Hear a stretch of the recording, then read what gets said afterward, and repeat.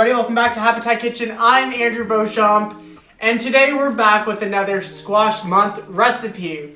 And today we're making, drum roll please, come on, there we go. Squash stuffed ravioli! Stuffed ravioli. Let me catch you up with what I've already done.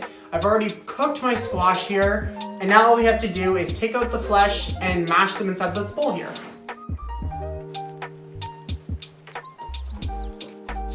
Now it's time to season this up a little bit. I got a little bit of salt here, pepper, just a little bit of nutmeg. I'm just gonna use my fingers and pinch in just a tiny bit of olive oil. This is extra virgin olive oil, about 3 tablespoons right in. Oh, by the way, I have a little bit less than a pound of squash.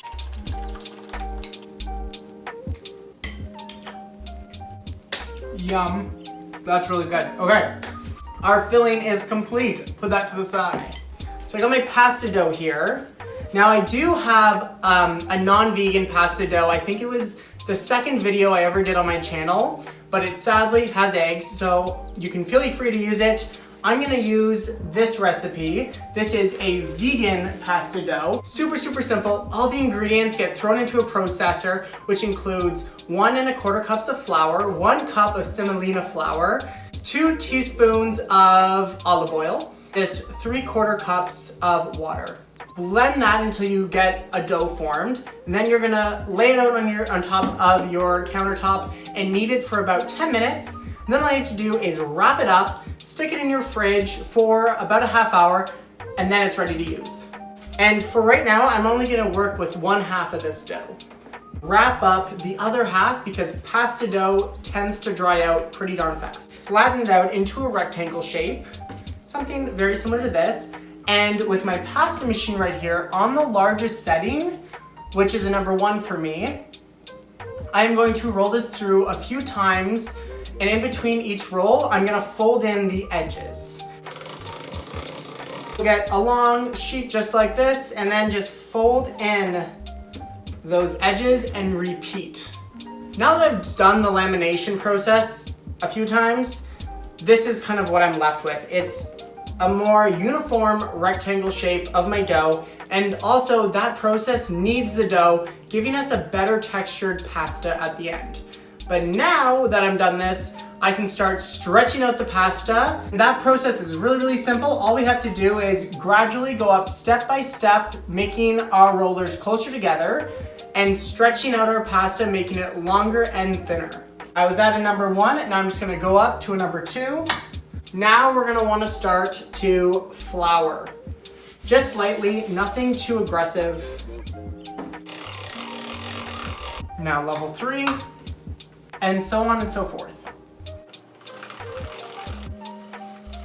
Now I'm just gonna wanna cut this dough in half. So very simply, I floured 1/2 of it, drag that over. Just match up the 2 ends with the 2 ends. The half middle, I'm just gonna press a little firmly.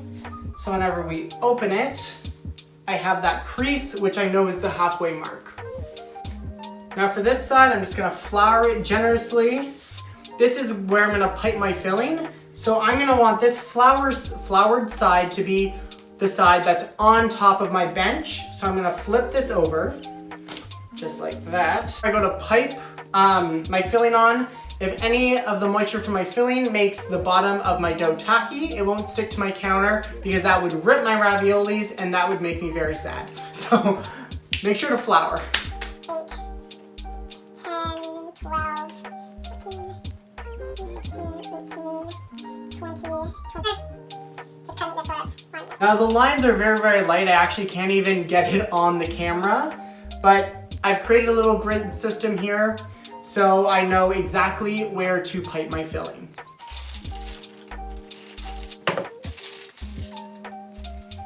About a teaspoon of filling in each one of my squares.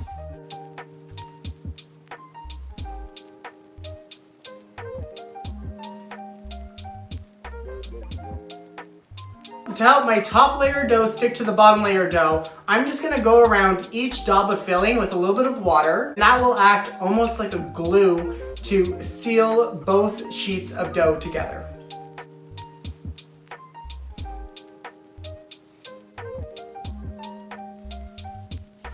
Now we're gonna lay this top sheet on, and we're gonna try to do it as carefully as possible to do it as equal as possible. Just like so. Beautiful.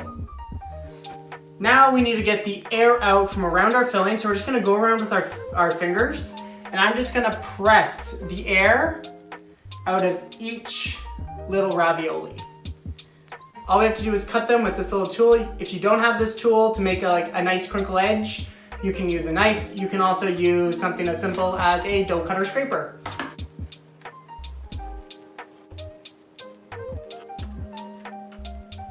Need to cut them all out. Beautiful. Okay. Cooking these raviolis couldn't be simpler. All you have to do is bring a pot of boiling water up to a boil. If it's boiling water, it's already a boil. And then put your raviolis in there. You're not going to want to fill the pot with raviolis. You want to give them some room to kind of float around and cook evenly. After they're done cooking, then we're going to toss them into our pan, which we created a brown butter sauce, a vegan brown butter sauce with some wonderful sage leaves. And I'm just going to toss the raviolis in that sauce and then pour it onto my plate. This is all done, and let's give this a taste. I've been dying for a little ravioli. They're like little pillows of heaven. The flavor is amazing. Like you can't get this from a box. You have to make this. So good. Just so good.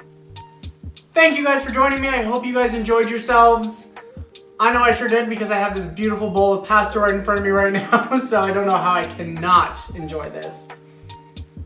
Till next time, guys. Stay hungry.